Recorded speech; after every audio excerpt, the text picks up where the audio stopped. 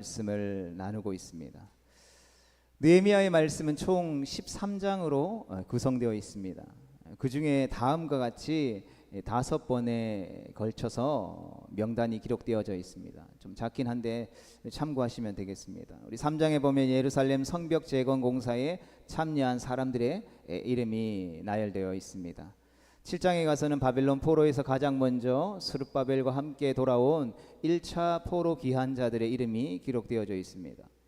10장에 가서는 성벽 완성 후에 하나님께 온전한 삶을 살기로 맹세한 사람들의 이름이 기록되어져 있죠. 그리고 11장에 보면 완성된 예루살렘 성벽 안에 들어가서 살게 되어질 사람들의 가문들이 기록되어져 있습니다. 그리고 오늘 12장에 와서는 스룹바벨과 함께 돌아온 제사장들과 레위인들의 명단이 기록되어져 있는 것을 보게 되죠. 13장이라는 짧은 분량에 이렇게 많은 사람들의 이름을 기록해 둔 이유는 과연 무엇일까요? 우리 성경을 읽다 보면 그냥 좀 하나님의 좀 어떤 말씀들을 좀 기록했으면 좋겠는데 계속해서 사람들의 이름 제가 오늘 PPT를 준비하면서도 이 항상 사용하던 글꼴이 아니라 다른 글꼴을 사용해서 글꼴을 사용해서 이게 성경을 치는데 성경이 안 쓰여지더라고요. 그 글꼴에서는 그 단어가 표현이 안 되는 거예요. 그래서 다른 글꼴로 바꿔서 이제 그것들을 이제 기록했을 정도로 좀 표현하기도 힘든 그런 이름들이 막 쭉 나열되어 있으면 좀 그냥 읽다가도 그냥 훌쩍 뛰어넘어서 좀 뭔가 의미 있어 보이는 하나님의 말씀들을 좀 읽었으면 하는 생각들이 들 때가 있는 것을 보게 됩니다. 그러면서 생각하는 거죠. 왜 하나님이 제 마음속의 표현입니다. 왜 이렇게 쓸데없이 이름들을 쭉 기록해 놨을까라는 생각들을 할 때가 있다라는 것이죠.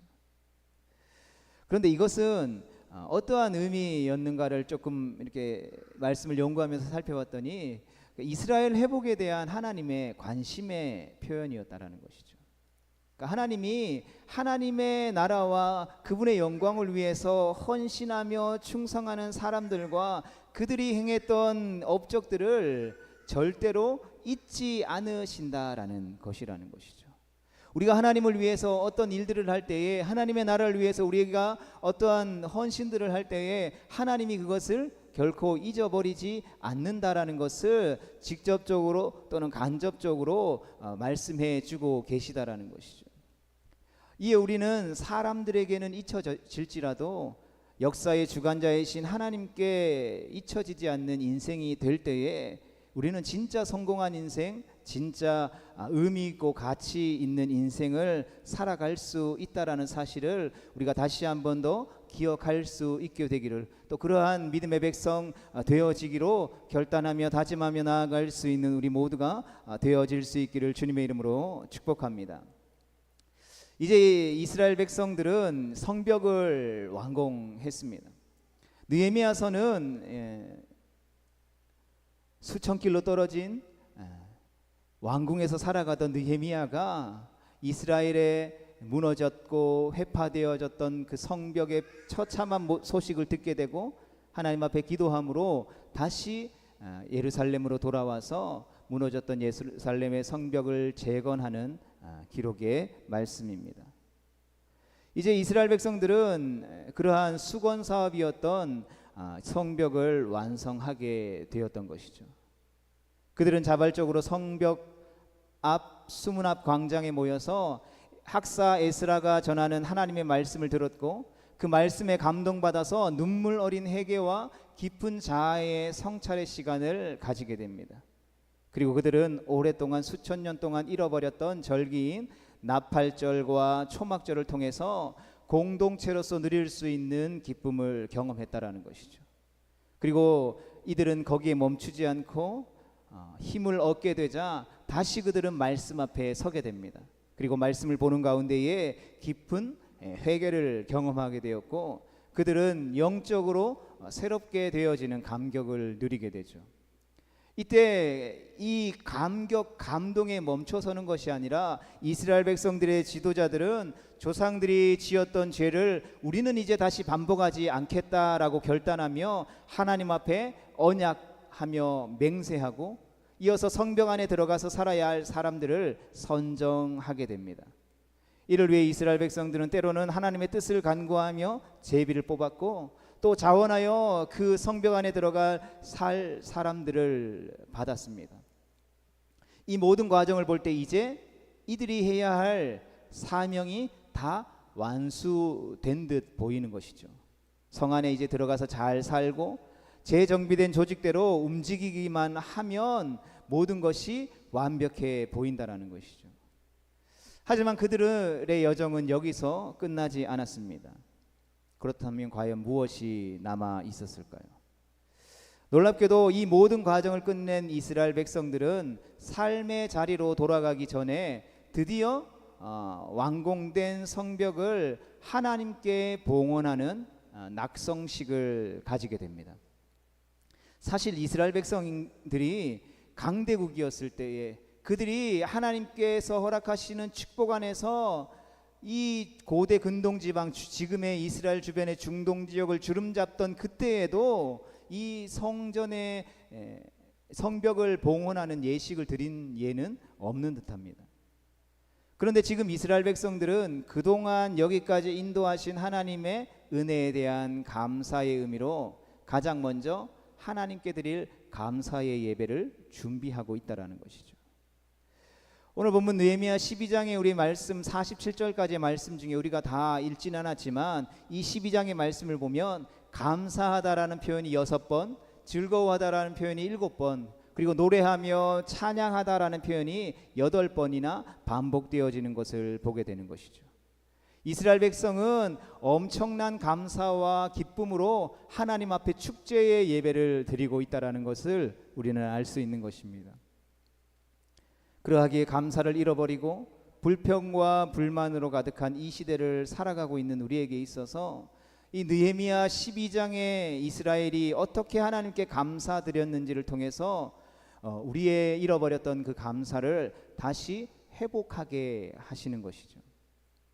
그래서 오늘 본문에 나타난 성벽을 봉헌하는 이스라엘 백성들의 모습을 통해서 하나님께 드리는 감사의 진면목을 우리가 다시 한 번 더 살펴보고 우리의 삶을 다시 한 번 더 감사로 물들이는 복된 은혜의 시간 되어질 수 있기를 주님의 이름으로 축복합니다. 첫 번째로는 자신의 삶을 드리는 감사입니다. 느헤미야 12장 1절로 26절까지의 말씀을 보면 제사장과 레위인들의 이름이 기록되어져 있습니다. 느헤미야는 성벽 봉헌식을 하기 전에 이스라엘을 영적으로 이끌어가고 예배를 섬길 제사장들과 레위인들의 이름을 기록했습니다. 성벽이 완공되고 성전이 안정되면 이제 규칙적으로 예배를 인도할 제사장과 레위인들이 필요하기 때문이죠. 이스라엘 백성들이 140여 년 동안 바벨론 포로 생활을 하면서 그들이 뼈저리게 느꼈던 것이 무엇입니까? 자신들의 삶 가운데에 하나님이 함께 하셔야만 그들의 삶에 진정한 의미와 가치가 있다라는 걸 알았기 때문에 이들에게 있어서 예배라는 것은 삶과 예배는 분리될 수 없는 것이었다라는 것이죠. 이제 이스라엘 백성에게 성벽 봉헌식이 선포되어집니다. 그때 이 일을 기다렸다라는 듯이 찬양하는 레위인들이 즉각적으로 순종해서 사방에서 몰려들게 되죠. 그들이 몰려든 것은 누군가가 시킨 것이 아니라 자발적으로 나아온 것임을 우리는 기억해야 합니다. 우리 느헤미야 12장 27절로 29절의 말씀을 같이 읽어보겠습니다. 시작. 예루살렘 성벽을 봉헌하게 되니 각 처에서 레위 사람들을 찾아 예루살렘으로 데려다가 감사하며 노래하며 제금을 치며 비파와 수금을 타며 즐거이 봉헌식을 행하려 하매 이에 노래하는 자들이 예루살렘 사방들과 느도바 사람의 마을에서 모여들고 또 백길갈과 게바와 아스마웻들에서 모여들었으니 이 노래하는 자들은 자기들을 위하여 예루살렘 사방의 마을들을 이루었음이라. 아멘. 이처럼 레위인들이 이 성벽의 봉헌식이 선포되어질 때에 빠르게 그리고 쉽게 몰려들 수 있었던 이유 중 하나는 레위인들 스스로 예루살렘 주변에 집을 짓고 살아갔기 때문이라는 것이죠. 마치 이런 일이 있을 것이다라고 예상한 듯이 준비하며 살았다라는 뜻입니다. 이처럼 하나님이 쓰시고자 할 때 즉각적으로 나아가면 하나님은 기뻐하신다라는 것을 우리는 알 수 있습니다. 성도 여러분, 우리는 어떻습니까? 하나님께서 말씀하실 때에, 하나님께서 우리에게 찾아오셔서 우리를 부르실 때에 우리는 그 하나님의 말씀과 부르심 앞에 달려가고자 하는 마음이 늘 준비되어 있습니까? 바라기는 말씀하시며 우리를 부르실 때에 기쁨으로 순종하며 나아가는 우리 모두가 될 수 있기를 주님의 이름으로 축복합니다. 그렇게 주님이 부르실 때에, 주님이 말씀하실 때에 기쁨으로 순종하며 나아가는, 내가 어떻게 해야, 내가 무엇을 해야 하나님이 기뻐하시는지를 아는 사람은 하나님과의 교제가 더 깊고 친밀해질 수 있는 것이죠. 이처럼 즉각적인 순종은 하나님에 대한 사랑에서부터 시작되어지기 때문인 것이죠.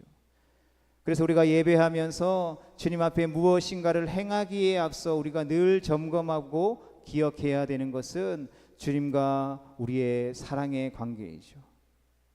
그 관계를 점검할 때 우리를 향하신 하나님의 사랑은 결코 변함이 없다라는 것을 우리는 기억하게 되고, 그 변함없는 사랑에 우리가 무엇으로 반응할 것인지에 대해서 우리는 늘 고민해야 하는 것입니다.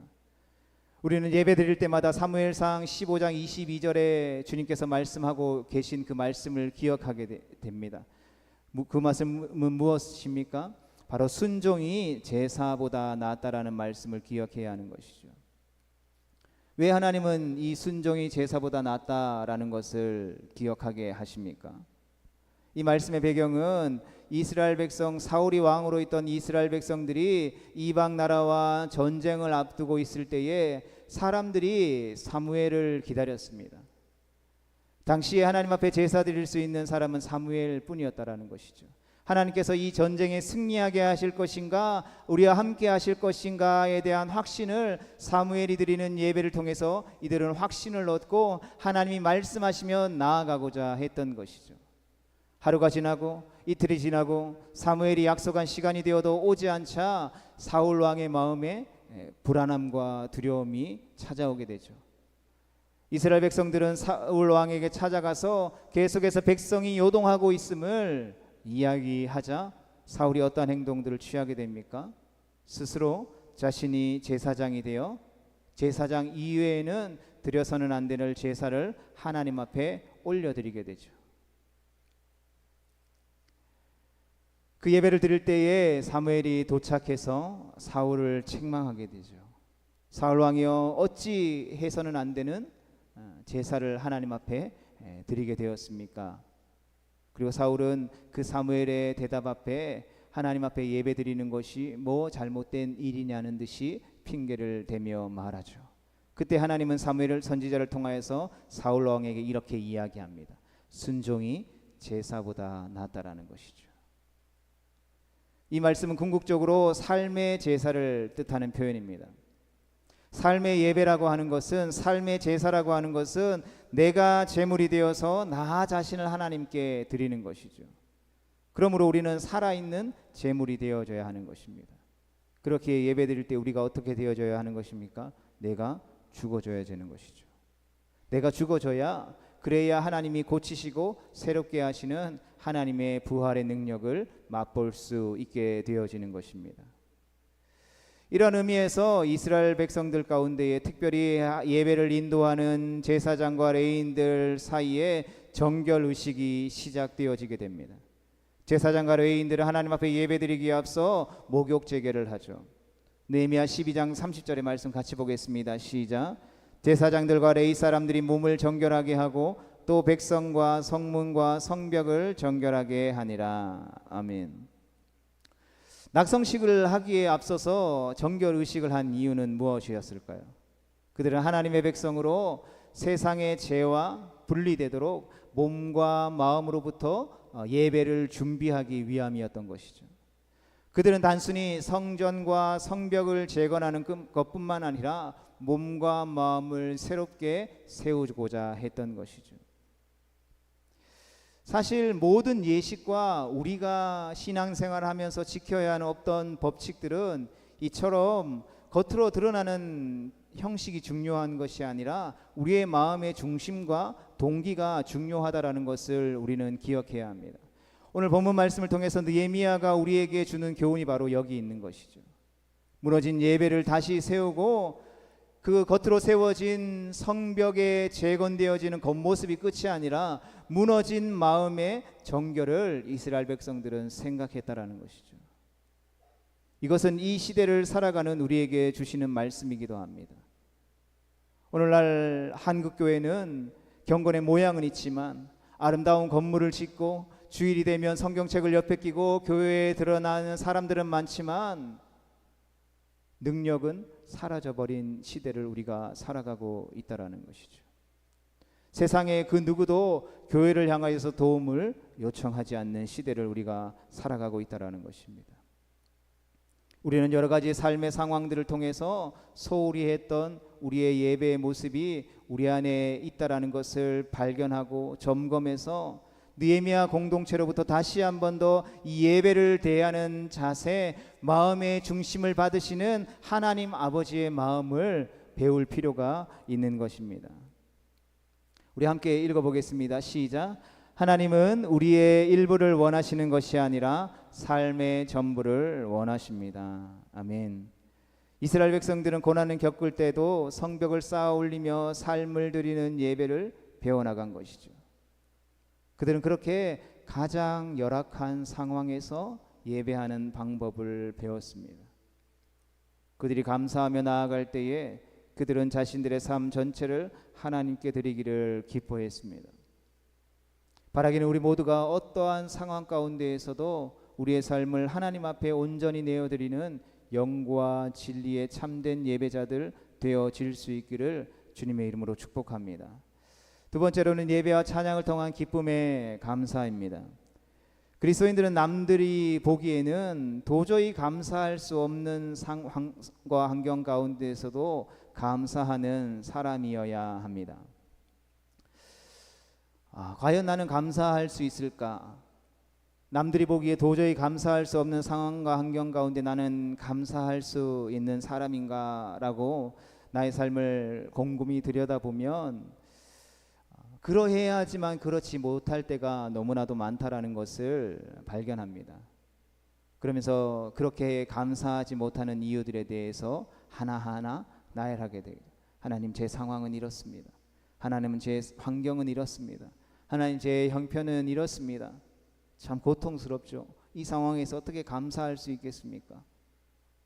여기서 감사하는 것보다는 그냥 가슴에 있는 응어리를 소리치면서 토해내는 게 더 현실적으로 보입니다라고 생각하죠.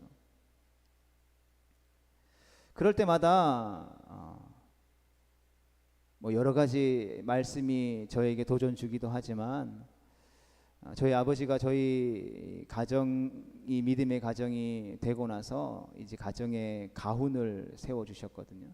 가훈을 세워주신 가훈의 제목이 바로 감사의 조건을 찾자입니다. 이 가훈이 계속해서 생각나더라고요. 어릴 때는 젊었을 때는 그게 그렇지 감사할 수 있지. 그때는 나름 행복했었던 것 같고 그때는 삶의 형편과 상황이 좀 괜찮은 것 같으니까 감사할 수 있지라고 생각했는데 한 20년이 지나고 나서 지금의 그 가훈을 생각해 보니 이게 과연 쉽지 않은 것이더라고요. 감사할 수 없는 상황 가운데에서도 감사의 조건을 찾아서 하나님 감사합니다라고 고백할 수 있는 것이 참으로 은혜이지만 한편으로는 참 고통스러운 고백이더라는 것이죠.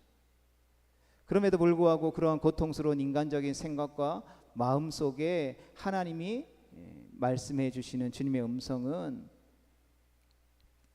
감사하라는 것이죠. 왜 하나님은 그러한 고통스러운 상황과 형편 가운데에서 우리에게 감사하라고 하실까요? 그 이유는 바로 그 모든 환경과 형편을 다스리시는 분이 하나님이시다라는 것이죠.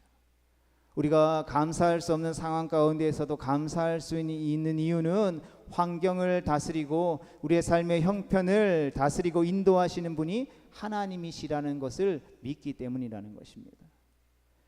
이스라엘 백성들도 마찬가지죠. 이스라엘 백성들도 그렇게 좋은 환경에서, 녹록한 환경에서 예배를 드렸던 것이 아니라는 것이죠. 사실 인간적으로 바라볼 때에 살아가야 할 문제들이 이스라엘 백성들 가운데에 막막하게 남아 있었다라는 것이죠. 또한 성벽을 단 52일 만에 수많은 대적들의 시기와 질투에도 불구하고 그것들을 쌓아 올리느라 몸과 마음이 탈진하여 매우 지쳐 있었습니다. 우리가 어떤 하나님의 일들을 한다라고 할 때에 지친다라고 이야기하면 뭔가 믿음 없어 보이는 표현이다라고 생각할 때가 많이 있죠. 그러나 우리가 하나님 앞에 귀하게 쓰임 받았던, 우리와 별반 다를 것이 없었던 엘리야가 하나님의 말씀으로 3년 6개월 동안 비가 오지 않을 것이다라는 하나님의 말씀을 선포하고 기도하고 나서 하늘이 비를 내리지 않자 이세벨이 어떻게 했습니까? 엘리야를 찾아서 죽이겠다라고 선언하죠. 여러분, 그 소리를 들었을 때에 엘리야의 마음이 간담이 서늘해지면서 영적으로 무너지게 되죠. 지치게 되죠. 하나님, 내가 하나님을 위해 이렇게 헌신했는데 어떻게 나에게 이런 일이 일어날 수 있겠습니까? 차라리 나를 죽여주세요 라고 이야기할 정도로 깊은 영적인 거장이, 깊은 우울증에 빠지는 모습들을 보게 되는 것이죠. 여러분, 그때 하나님이 어떻게 했을까요? 이런 못난 놈 일어나라, 이렇게 하셨을까요? 그렇지 않았다라는 것이죠. 하나님은 그 영적인 무너짐 가운데 있는 엘리야를 있는 그대로 받아주셨다라는 것이죠. 그리고 그에게 쉼을 허락해 주셨다라는 것입니다. 쉼을 허락하시고 다시 일어날 수 있도록 도와주셨다라는 것이죠. 이스라엘 백성들이 그런 상황 아니었을까요? 그러나 그들은 매우 지쳐있는, 아무것도 할 수 없는, 살아갈 앞길이 막막한 그러한 상황 가운데에서도 그들은 포기할 수 없었다라는 것이죠. 왜 포기할 수 없었을까요? 여기서 그들이 포기한다면 진정으로 하나님을 사랑하는 것이 아니라고 그들은 생각했습니다. 하나님이 예배하는 자에게 베풀어 주실 축복도 경험하지 못한다라는 사실들을 잘 알고 있었다라는 것이죠. 이러한 우여곡절이 있었음에도 불구하고 이스라엘 백성들은 끝까지 하나님 앞에 감사하는 이 낙성식이 시작되자 놀라운 광경이 펼쳐집니다. 웃음소리가 사방에 들릴 정도로 유대 땅 전체가 축제 도가니에 빠진 것이죠. 느헤미야 12장 43절의 말씀을 같이 읽어보겠습니다. 시작. 이날에 무리가 큰 제사를 드리고 심히 즐거워하였으니 이는 하나님이 크게 즐거워하게 하셨습니다. 부녀와 어린아이도 즐거워하였으므로 예루살렘이 즐거워하는 소리가 멀리 들렸느니라. 아멘. 환경 때문에 우리가 기뻐하거나 환경 때문에 불평하는 사람은 우리가 미성숙한 사람이다라고 생각합니다. 성숙한 사람은 상황과 환경과 형편에 상관없이 그것들을 뚫고 나갈 수 있는 사람인 것이죠.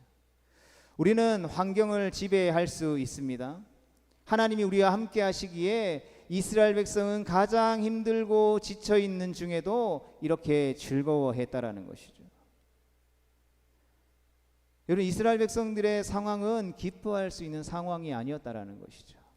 삶에 변화되는 것 하나 없는데 주일날 와서 예배 한번 드린다라고 해서 온 동네가 떠나갈 정도로 기뻐하고 즐거워하는 것이 여러분 가능하다고 생각하십니까? 그러나 이스라엘 백성들은 그것을 가능하게 했던 것이죠. 이날 모든 백성이 예루살렘 성벽 위에 올랐습니다. 사실 주변의 적들이 느헤미야가 성벽을 쌓고자 백성들에게 비전을 선포할 때에 모두가 다 축복했을까요? 그렇지 않죠. 모두가 다 비아냥거렸습니다. 그들은 건축하는 돌 성벽은 여우가 올라가도 무너질 거야 라고 이야기하면서 비웃었다라는 것이죠. 그런데 이제 수많은 백성이 여우가 올라가도 곧 무너지겠다던 그 성벽이 어떻게 됩니까? 담대히 올라가게 되었다라는 것이죠. 느헤미야 12장 31절 말씀 같이 읽어보겠습니다. 시작. 이에 내가 유다의 방백들을 성벽 위에 오르게 하고 또 감사 찬송하는 자의 큰 무리를 둘로 나누어 성벽 위로 대오를 지어가게 하였는데 한 무리는 오른쪽으로 북문을 향하여 가게 하니. 아멘. 느헤미야는 엄청나게 웅장하고 큰 찬양팀을 두 급으로 나누게 되죠. 그리고 성을 반대로 돌게 했습니다. 그러다 중간에 서로 만나서 함께 성전으로 들어가며 예배를 드렸다라는 것이죠.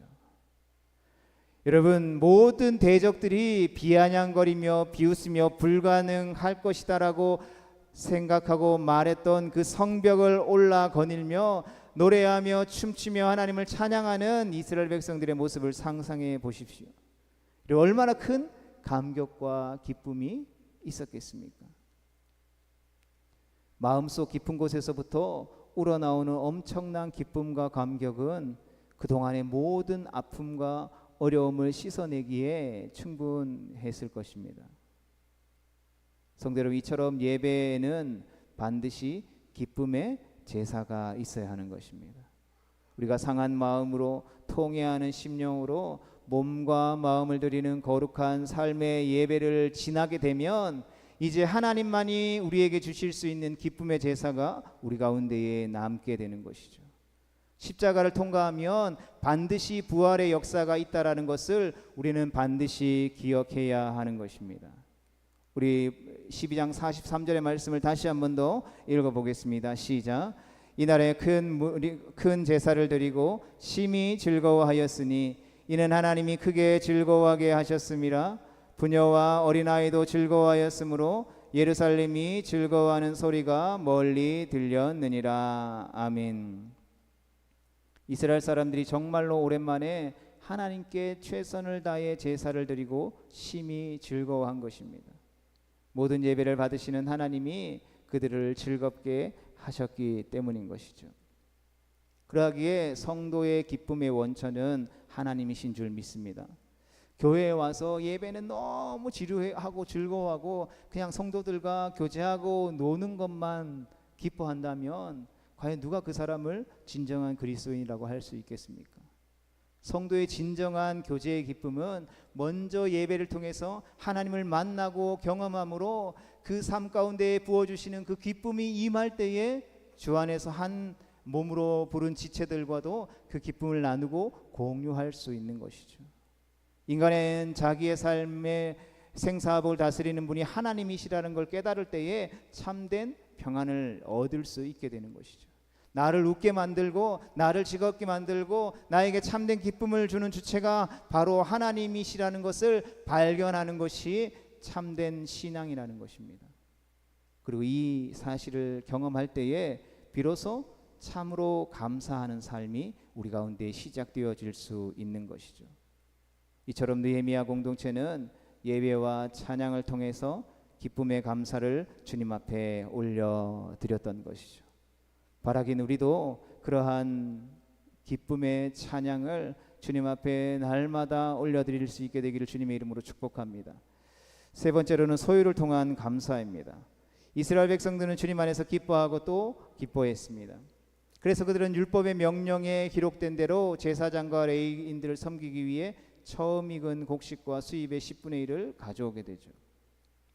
그것은 성전의 업무와 하나님의 일을 하는 제사장과 레위인들이 생활하는 데 사용했습니다. 그리고 백성들은 이 일을 기쁨으로 여겼습니다. 본문 44절 말씀입니다. 그날에 사람을 세워 곡간을 맡기고 제사장들과 레위인들에게 돌릴 것 곧 율법에 정한 대로 거제물과 처음 익은 것과 11조를 모든 성읍 밭에서 거두어 이 곡간에 쌓게 하였노니 이는 유다 사람이 섬기는 제사장들과 레위 사람들로 말미암아 즐거워하기 때문이라. 아멘. 성도 여러분, 오늘 본문 12장에서 찬양과 감사와 기쁨이라는 표현이 수없이 반복되어집니다. 그리고 이 감사의 제사는 먼저 나의 삶을 드리고 기쁨의 찬양을 드리고 소유를 드리는 순서로 진행되어지는 것을 보게 됩니다. 그러니까 11조나 헌물을 하나님을 향한 참된 기쁨과 감사 없이 드리게 된다라면 그것은 제대로 된 드림이라고 할 수 없다라는 것이죠. 우리가 하나님 앞에 드리는 봉헌은 우리의 마음의 드림, 기쁨의 드림, 삶의 드림이 되어야 한다라는 것을 우리는 반드시 기억해야 하는 것이죠. 때로는 우리가 구약 성경의 말씀을 보면 반드시 하나님 앞에 예물을 드리고 헌물을 드려야 할 것을 하나님이 명령하시는 것을 보게 됩니다. 그런데 반대로 신약에 예수님께서 오셔서 예물을 드리는 것을 말씀하실 때에는 예물을 드림에 있어서 많고 적음의 문제가 아니라 그 마음의 중심의 문제가 더욱더 중요하다라는 것을 가보의 두 렛돈의 모습 사건을 통하여서 우리 가운데에 명령하죠. 그래서 어떤 면에서 문자적으로 보면 구약의 하나님과 신약의 예수님의 이 예물에 대한 말씀이 서로 대립되어지는 것처럼 여겨질 때도 있다라는 것이죠. 그러나 우리가 이 예물에 대한 규정을 영적으로 들여다보고 그 진정한 의미를 들여다보면 이 예물을 드림에 있어서 한결같이 우리 주님께서 말씀하시는 것이 무엇이냐 하면 그 마음의 중심을 말씀하고 계시다라는 것이죠. 예물 드림에 있어서 우리의 마음의 드림이 있느냐, 우리의 삶의 기쁨으로 하나님 앞에 드리는 것이 있느냐, 우리의 삶의 전체를 드리는 드림이 있느냐를 우리 주님은 끊임없이 우리에게 묻고 계시다라는 것이죠. 그리고 이러한 드림은 이 땅에서 주님 앞에 드릴 수 있는, 이 땅에서만 하나님께 드릴 수 있는 특권이라는 것이죠. 이런 거룩하신 하나님이 부족한 것이 있겠습니까? 부족한 것이 있고 이것이 하나님께 드려짐이 되지 않는다라고 생각하는 것 자체가 우리의 불신앙이라는 것이죠. 거룩하신 하나님이 이 땅에 썩어 없어질 것이 뭐에 필요하시겠습니까? 그럼에도 불구하고 그 하나님을 향한 사랑과 그 하나님을 향한 기쁨과 그 하나님을 향한 감사로 이 땅에 썩어질 것을 드리는데도 우리 주님이 그것을 받으신다라는 것 자체가 피조물인 우리에게, 그 하나님 앞에 드릴 수 있는 우리에게 감동이며 은혜로 주어져야 한다라는 것입니다. 더군다나 우리의 삶 자체를 다 받으시기를 원하시는 하나님은 진실로 살아계신 하나님이시다라는 것이죠. 우리가 이 하나님을 향한 신뢰를 회복할 수 있기를 주님의 이름으로 축복합니다. 창세기 1장 1절의 말씀을 기억하시죠. 태초에 하나님이 천지를 창조하시니라. 이 말씀이 우리에게 믿어진다면 그 성경에 있는 모든 하나님의 말씀 하나도 땅에 떨어지지 아니하고 완성되어지고 성취되어질 하나님의 약속의 말씀을 우리가 신뢰할 수 있는 것입니다. 그리고 그 말씀을 통하여서 주님께서 우리 가운데 말씀하시는 것이 무엇입니까? 너의 삶의 모든 것을 들여 나를 예배하라 라고 말씀하시죠. 너의 삶의 모든 것을 들여 나에게 감사하라 라고 말씀하고 있는 것입니다. 이렇게 이야기하면 문자적으로 그럼 집 팔고 땅 팔고 논 팔고 다 팔아서 주님 앞에 교회에다 갖다 바쳐야 됩니까? 이렇게 이야기하는 것은 정말 유치원생과 같은 생각이죠. 그러한 것으로 말씀하시는 것이 아니라는 것을 우리가 너무나도 잘 알잖아요. 주님은 우리의 마음의 중심을 보신다라는 것이죠. 진실로 살아계신 하나님 앞에 이스라엘 백성들이 오늘 행했던 것처럼 하나님 앞에 우리의 삶을 내어드릴 때에 부어주시는 진정한 기쁨과 삶의 소유를 통해 하나님 앞에 진실로 감사하는 복된 하나님의 백성 되어질 수 있기를, 그러한 진정한 감사를, 진정한 예배를, 진정한 기쁨을 회복할 수 있는 우리 모두가 되어질 수 있기를 주님의 이름으로 축복합니다. 오늘 이 시간에 우리 주신